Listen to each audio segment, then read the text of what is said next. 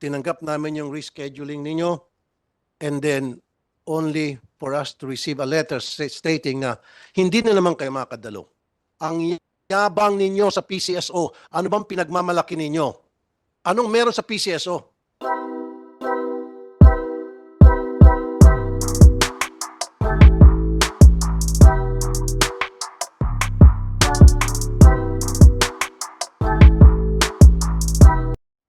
Kayo sa PCSO, parang sa tingin nyo, you guys are very special.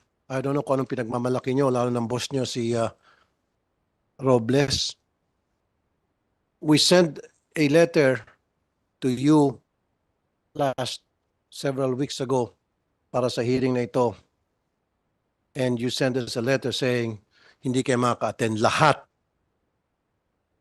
And nagpa-reschedule ang PCSO.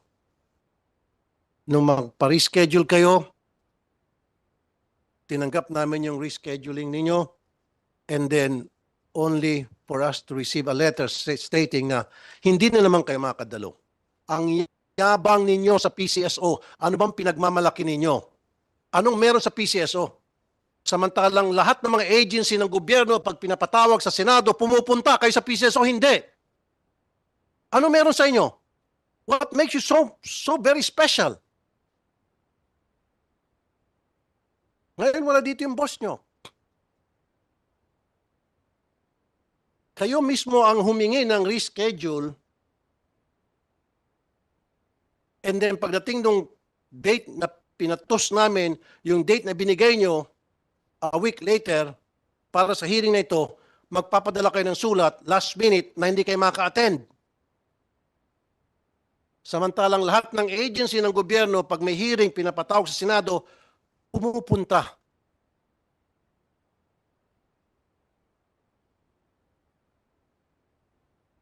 I'm sorry, kayong dalawa, baka magigisa kayo. Sinubo kayo sa Lions Den nitong boss nyo, na dapat ang boss nyo nandito, hindi kayo. No, let me speak first. Diba? Nagpadala kami ng invitation sa inyo ahead of time, way ahead of time. Hindi kayo kumibo.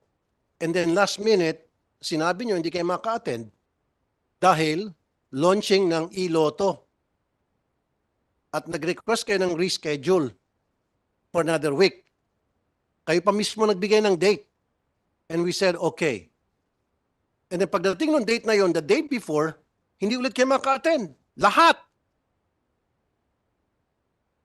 Kung hindi pa ako nagbanta na magpe-privilege speech ako at ipapasampin ako kayo, hindi pa sana kayo mag-attend. May umattend nga, dadalawa lang. No, galit ako. Kasi lumilitaw na meron kayong pinagmamalaki. Nagmamayabang kayo sa PCSO. Go ahead, Attorney Contacto. I'm not mad at you because I don't know you. I don't have anything personal against you. Galit ako sa sistema na inilatag nyo na kung saan kayo po'y nagmamayabang. Diyan sa PCSO. Not you personally. I'm sorry. Kung ikaw ay na-offend, it's not about you. Good morning, Mr. Senator. First, we would like to First of all, I would like to acknowledge the presence of Senator Robin Padilla. Senator, good morning. Ma'am. Okay, sir. First of all, we would like to offer our sincerest apologies for the non-attendance of our general manager as well as our assistant general managers. To be frank, Your Honor, the only reason why we're requesting for an extension is because the launch of our PLS is due on October 1. Now, why is it of such importance? The current system that we are using as of now, the No, let me cut you off. Nung kinancel nyo yung unang patawag namin, kayo mismo ang nagbigay ng date kasi sabi nyo meron kayong e-lotto launching and then you guys gave us the date na available kayo. And then when we said, okay, sige, yung date na yon isa-set natin for next hearing, kayo po nagbigay ng date. And then last minute, the day before, sabi nyo hindi kayo maka-attend. Lahat kayo, parang boycott. Yan sinasabi ko, ano bang pinagmamalaki ng PCSO? Ano meron sa inyo? Anak kayo ng mga Diyos? Your Anak Honor, kayo ng Diyos din sa PCSO? no, Your Honor. I would like to explain the reason for our requests. No, you don't have to request. Nagmamayabang kayo siguro that the least that you can do is apologize. Sir, which is why I'm asking for an apology, Your Honor. And I'm explaining the absence of the resource persons who can explain and answer your questions in detail. No, Ma'am Attorney Contacto.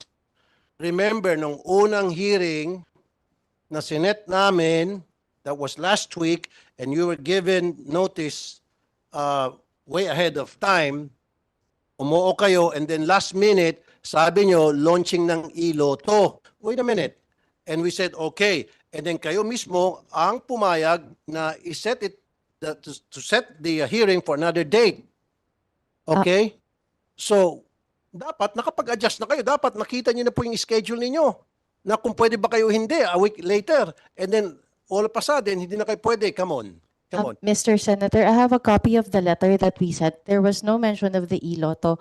What we have here is, well, we did mention Yung first letter ninyo is September iloto launching. 18. It was two agendas, Your Honor, that we raised in the first letter. So in the first paragraph is the launch of the iloto, and the second is the transition to the PLS, sir. Right now, I cannot stress enough, sir, the reason why we need to focus on the PLS. And if you would allow me to explain, sir, this would explain the absence of our officials right now. As I was saying, sir, our ELA, or the equipment lease agreement, which is the system that is currently being used by the PCSO, is set to expire on September 30. Okay. Ayokong ubusin yung oras natin, Attorney Contacto, dahil lang sa pagpapaliwanag ninyo. Let's proceed na lang. Okay, Basta sir. the fact remains na ang yayabang nyo dyan sa PCSO. This is the first time it happens dito sa Senado na twice in a row, last minute, magka-cancel, magbo-boycott ang isang agency para sa isang hearing, napaka-importanting hearing na patawag ng Senado. First time in history, for your information. Nagets nyo? We apologize, Your Honor. Thank you. Now, nung last hearing, sinabi ko, yung mga kabo nyo sa STL dapat mabigyan ng mga benefits. Nag-oo kayo, you send us a letter na on process, etc. Anong nangyari? May benefits na ba yung mga kabo kobrador ng STL o wala pa rin? Dapat meron silang SSS Pilal Pag-ibig.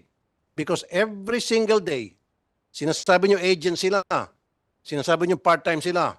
No, every single day, umulan man, uminit, umiikot mga yan para molekta ng taya. Hindi mabubuhay ang STL kung wala mga kobrador, kung wala yung mga kolektor, kung wala yung mga kabo. Kumikita ng milyon-milyon, bilyones kada taon ang mga STL operator na yan, and yet katiting lang na portion yan, ilaan para sa benefits ng mga kabot, kobrador, hindi magawa-gawa. Why? Paki-explain.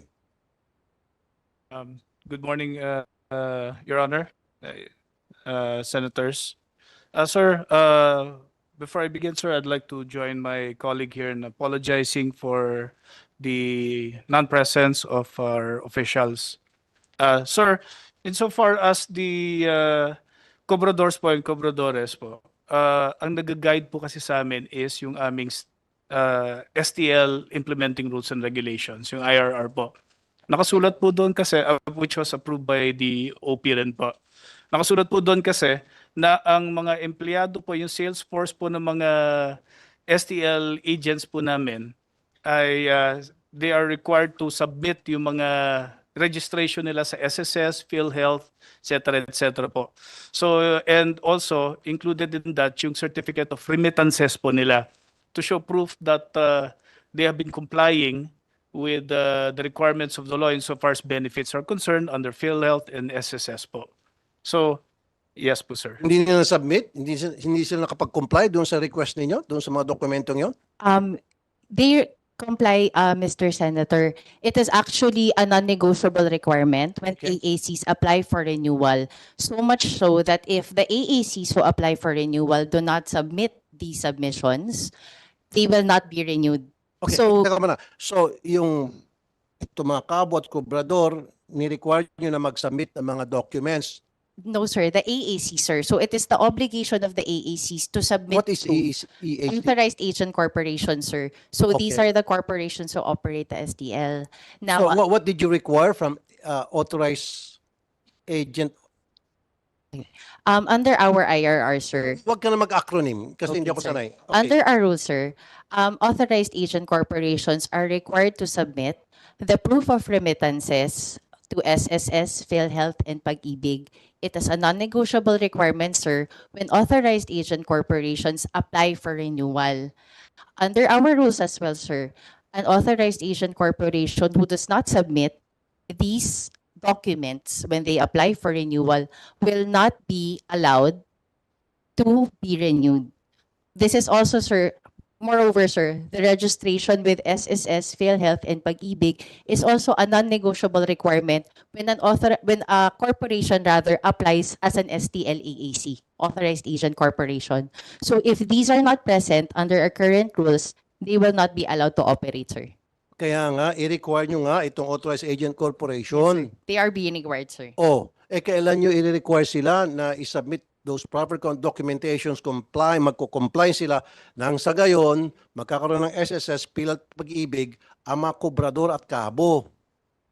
And I want it to happen kasi nung last time nangako kayo sa akin na magkakaroon na and this was months and months ago. Bakit hanggang ngayon wala pa? In response, we actually thank you, sir, for raising that to us. We are very appreciative of the points that you raised, as in fact, the agency took steps to address your questions. Now, regarding po the benefits of the cabos and cobradores, for the current IRR, we have about 20 AACs who applied for renewal, and consistent with our rules, they were made to comply with the submission of the proof of remittances to SSS, PhilHealth, and Pag-ibig. In Teka muna, response, ano yung proof of remittances? proof of remittances of the benefits of the cabos and the other employees of the authorized agent No, corporations. attorney, all you need to do, baguhin nyo siguro yung IRR ninyo, ang dami pang pasikot-sikot, basta't i-require nyo ang inyo pong mga STL operators na sa oras na pagbukas nila ng kanilang franchise, matik, meron na agad SSS, PhilHealth, Pag-ibig ang lahat ng kobradores at lahat ng kabo. Yes, sir. Ganun lang kasimple, wag na natin Yes. gawing komplikado. Yes, sir, we will comply. So, when is this going to happen? We will try to do it as soon as possible, sir. Kailan as soon as possible? Give us a date. We'll confer with management, sir, because we are still in the process of revising our IRR, the rules and regulations of the STL. So we will raise this with management to include the suggestion that you offered, sir. So, when nga? Kasi nung last time nag-usap tayo, sabi nyo, ASAP. And this was months Okay, ago, sir. last year. We will give an update by next week, sir. So, by next week, you will give us an update Yes, sir. kung kailan may sa katuparan nito na magkakaroon ng benepisyo ang mga kabo at kobradores Yes, sir. ninyo. Pero I doubt it, or baka hindi na, kasi may balita ako na gawin nyo ng electronic, Lotto and then STL, wala ng kabo. We are not familiar with the news. That's why, mamayang 1 o'clock, nag-file ako ng resolution, ng bill, na hinaharangan ko yung pagiging electronic na ang Lotto at STL. Hindi ako papayag dahil marami mawawalan trabaho. Libo-libong mawawalan trabaho. Wala kayong pakialam kasi ang pakialam nyo, magkano bang kikitain dyan sa electronic? Magkano kikitain dyan sa apps na babayaran ng 14%? Sa gross receipt, 14% ang kikitain ng apps application na gagamitin ninyo. For all we know, baka isa sa inyo dyan, may-ari niyan eh. I don't know. Wala kayong, alam nyo, kayo dyan sa PCSO, ang nagpapasahod sa inyo, mga pobre, why? Ang tumataya sa Lotto, mga mahihirap. Wala namang mga taga-Forbes Park na tumataya sa Lotto. Gets nyo? Lahat yan, mga mahihirap. Lahat ng tumatay sa STL, mahirap. Tumatay sa Lotto, mahirap. Nangangarap na kahit papaano makachambak, manalo ng 1,000 o kung magkano man, may pandagdag sa kanilang mga pangailangan. Kaya kayo, ang gaganda ng mga damit nyo, ang nagpapasahod sa inyo, mga mahirap. And yet, itong mga mahirap, tatanggalan nyo ng hanap buhay. Itong mga kabo, ipipace out ninyo. Itong mga lotto outlet, ipipace out ninyo.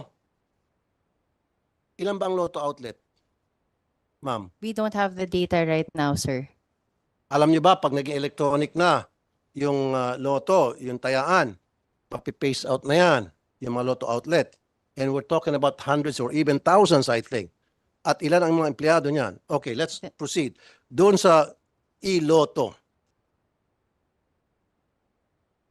Sino ba kasi may pakananan itong e-lotto na to? Sige nga. Bakit gawin yung electronic itong lotto? Mr. Senator, regarding the e-lotto, first we would like to clarify, and we've already stressed this before Congress when we were called also. Well, iba yung sa Congress, iba yung sa Senate. No, sir. But I'm just reiterating. What we have is only a test run. We are not totally phasing out the lotto agents. As in fact, as I have mentioned a while ago, we will be transitioning to the Philippine lottery system. We also have right now, sir, a memorandum from management that we plan to increase an additional 2,000 terminals to cover those that will be left behind from the migration to the PLS. Teka muna, sabi niyo test run. Yes, sir. Okay, define test run. Kasi ang pagkakaintindi ko, yes, test run. And then later on, sabihin, ay, successful, ay, tanggap na ng mga tao, then itutuloy-tuloy nyo na yon. At magiging permanente na yon. Kasi nga, meron kayong kakontrata, itong kumpanya Pacific something, na kikita ng 14% gross receipt na mga taya. That's so big. Dati nga, 22% siguro. Tinablang kayo ng hiya. Siguro na inabot kayo ng kahiyan dahil ang garapalan. 22% i-charge nyo sa bawat taya na mapupunta doon sa application.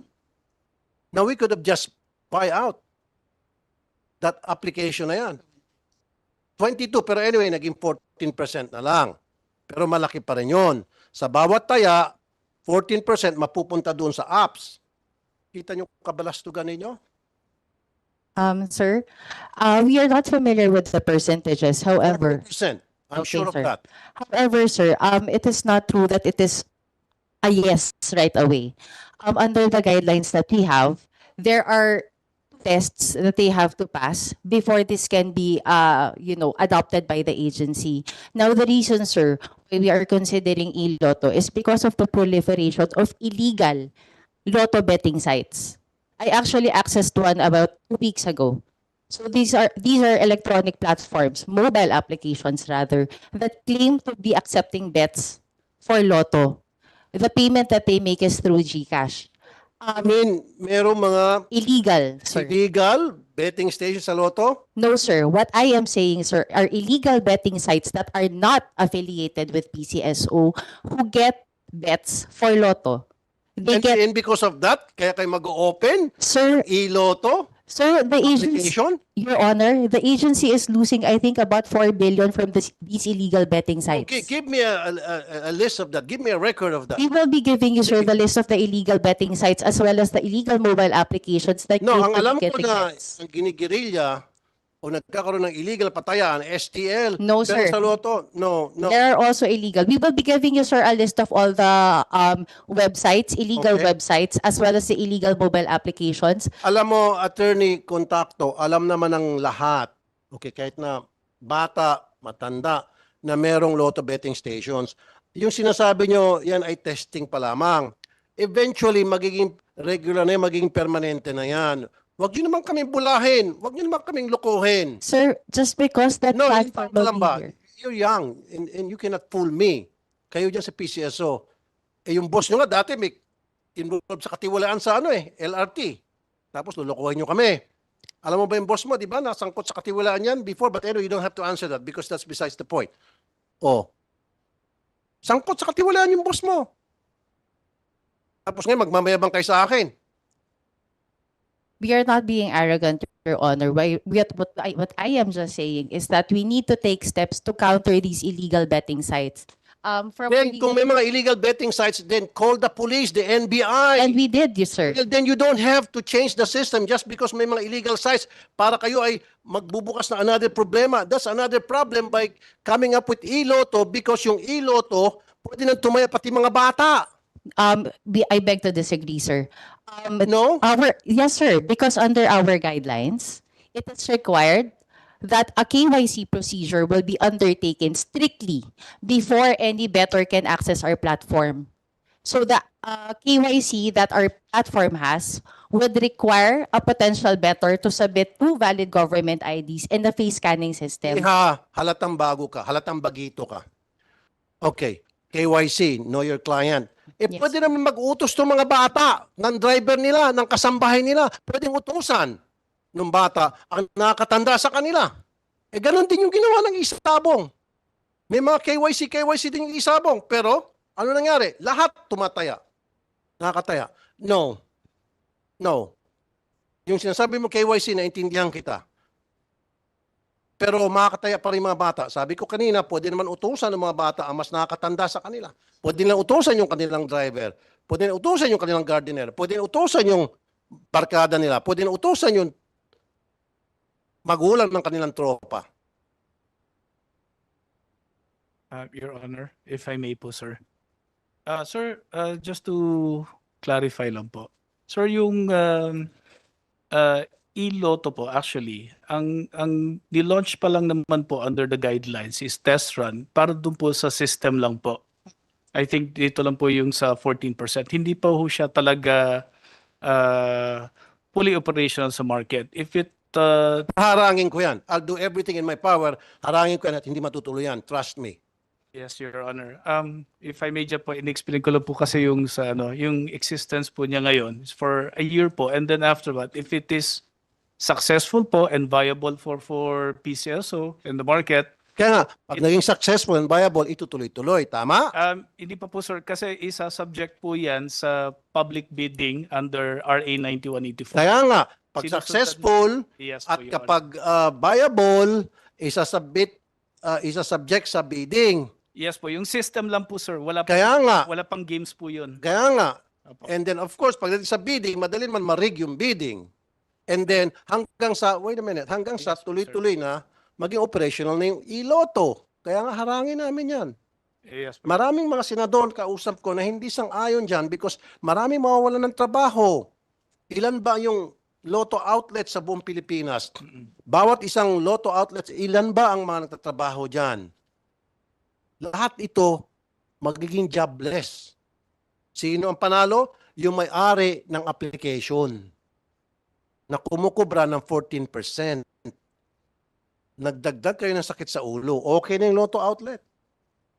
Yung mga tao natutuwa pag mataas yung pot, pipila sila. Di ba? Ngayon, electronic. 14% malaki pa rin. Dati nga, 22% yan eh. Siguro, inabot kayo ng hiya. Garapala na ata ito. Sige, baba natin sa 14%. Ngayon, 14% still mali pa rin. At ang balita ko, later on, iwa-wipe out nyo yung mga lotto outlets na may nagtatrabaho dyan, mawalang trabaho, and then later on, sasabihin nyo successful, viable, pati yung STL, na libo-libo na naman ng mga kabut-kubrador ang mawalang trabaho. Wala kayong pakialam sa mga mahirap nating kababayan. Wala kayong concern. Yun yung point ko eh. Kasi kung meron kayong concern, last year pa natin pinag-usapan yung benefits ng mga kabut-kubradores. Ninyo, dahilan kung bakit kayo may trabaho ngayon at meron kayong sweldo, kumikita kayo because of na mananaya. Yung mga hirap. Ngayon, tatanggal mo ng trabaho mga to. Ilan ba libo ang kabut-kubradores ninyo? Apologies, Your Honor, I don't have that information po with me. However, sir, to clarify lang po, Your Honor, PCSO's, to my knowledge po, sir, and based on the instruction of our general manager, we are not phasing out or terminating. Well, the- eventually you will. Meron akong reliable source, eventually you will. Yung STL, ipipace out nyo. No, kahit na anong iling mo iha, mag-iling ka na hanggang gusto mo. Okay? hanggang gawin mong trompo yung ulo mo sa kailing, meron ako reliable source na eventually, pati yung STL, gagawin yung electronic sa taya. It's okay. Umiling ka lang. Sige, bigyan kita 1 minuto. Umiling ka na, umiling. Your Honor, the e-lotto po is just an expansion and addition po to our existing fixed. Alam mo, attorney, Sir. sir, ma'am, Yes po, sir. attorney, kahit na anong klaseng palusot ang gagawin nyo, alam ko naman ang endgame nito. May isa sa katuparan yung plano ninyo. At ano yung plano na yon? May kumita na malaki at the expense of the poor people. Ito, 2,000 terminals, Lotto terminals, Lotto agents, nationwide, ay napasara na ninyo. Sinabi nyo due to low sales. Pero ang reason ay sapagkat papasok ng iloto. 2,000. Isipin mo ilan mga empleyado ang nawalan ng trabaho. Empleyado na nagtatrabaho sa Lotto outlets na yan. Your Honor, if I may po. Sir, siguro po yung nababanggit lang po. Based on our PCSO lottery system or the PLS, we have allocated, doon po sa kontra kasi is 6,500 lotto operators or machines. Machines po. Former, From the former management. Yeah, from the former management po yung nag-ayos po noon. Tapos yung mga balance po noon, those were not included. The GM has asked me to convey po that there is a plan po An additional. to increase po yung ano na yon, yung inclusion na yon, with the I think about 2,000 Lotto terminals po, sir. So you will increase Lotto Po, sir, terminals. to address po yung mga hindi po na kasama po, sir. And that is in the works po, sir. Okay, papunta rito itong grupo. Sige, tingnan ko. Magsinungaling kayo, darating sila rito, inimbitahan ko. It doesn't make sense. Magtatayo kayo, mag-uumpisa na yung iloto, electronic, and then magre-recruit kayo, magtatayo kayo ng more Lotto outlets. It doesn't make sense. Your Honor, to clarify. Sandali lang, sino pang papayag na magtanggap ng offer ninyo para magkaroon ng Lotto outlets? In fact, nandiyan ang electronic. Your Honor, to clarify, the 6,500 were the number of terminals that were acquired by the former management for the Philippine lottery system. You mentioned about the 2,000. As of September 19, the management has released a memorandum for the lease of an additional 2,000. I think, sir, the confusion comes from the fact that the PLS is different from the e-lotto system, sir. So the PLS is simply a migration of the system for lottery itself and not the betting platform Ma'am, mismo. huwag ka muna gumamit ng mga acronym. Kayo lang po nakakaintindi. Ay, sorry, sir. So, Ano yung PLS? Philippine Lottery System, it will be the new system used by lotto agents in their businesses. The reason why there are only rather 6,500 terminals was because that was the number that was procured by the former management, not by the management, not by the current Kaya nga, management. 6,000, di ba? Yes, sir. However, Magdadagdag kayo ng yes, another sir. 2,000. Yes, sir, we will. Despite the fact na kayo ay maglo-launch na ng iloto. Yes, sir. Yan nga sinasabi ko kanina, it doesn't make sense. Kahit na ako, tingnan nyo ako, attorneys, kayo mga abogado, okay? O sabihin natin kayo, magkakaroon na ng iloto. Kayo ba papayag na magtatayo ng Lotto outlet? Na alam nyo naman, mas ipiprefer pa ng mga tao na tumaya na lang online kaysa pipila. Hindi na maging viable yon. Nagsara na ngayon 2,000 eh. Ngayon mag-open kayo ng another 2,000. Lokohan to. Sino pinagluloko nyo? Lokohan yung lalo yung panot. No. You're making a fool out of us. No. Mag-open kayo ng more Lotto outlets and yet nandiyan na parating na itong iloto. Sino pang tataya sa Lotto outlets na very convenient, pindot-pindot lang sa cellphone, makakataya na sila. Mababankrupt. It will be no longer viable. Kaya nga sabi ko, umit ang ulo ko, eventually, mapipace out na ito. At ilan ang nagtatrabaho dito sa mga Lotto outlets? Maging yung may-ari niyan, na inaasahan, na negosyo nila, na may ibang pamilya din yan, may mga anak din yan. Maraming maapektuhan doon sa electronic lotto. Ang kikita lang dito, Attorney Contacto, Madam, Attorney Porciuncula, Sir, ang kikita rito, yung may-ari ng application, yung magpo-provide. Kasi nga 14% ang kikitain sa gross receipt. So, therefore, siya may kinabang. Tinanggalan nyo ng trabaho, tinanggalan nyo ng hanap buhay, itong thousands and thousands of employees na nagtatrabaho sa Lotto outlets, maging itong mga may-ari, at ipinasa nyo dito sa may-ari ng application. Kung sino man ito, I don't know kung bakit gano'n nangyari. Anyway, papunta na po dito yung mga lotto operators para pasinungalingan po yung mga pinagsasabi nyo. And these people, has nothing personal against you, Attorney Contacto, Attorney Porciuncula. Pero pupunta sila rito para mag-testify. Ngayon, malalaman natin kung tumutugma ba yung pinagsasabi nyo kanina doon sa sasabihin nila later on. Okay? Now, let's move on.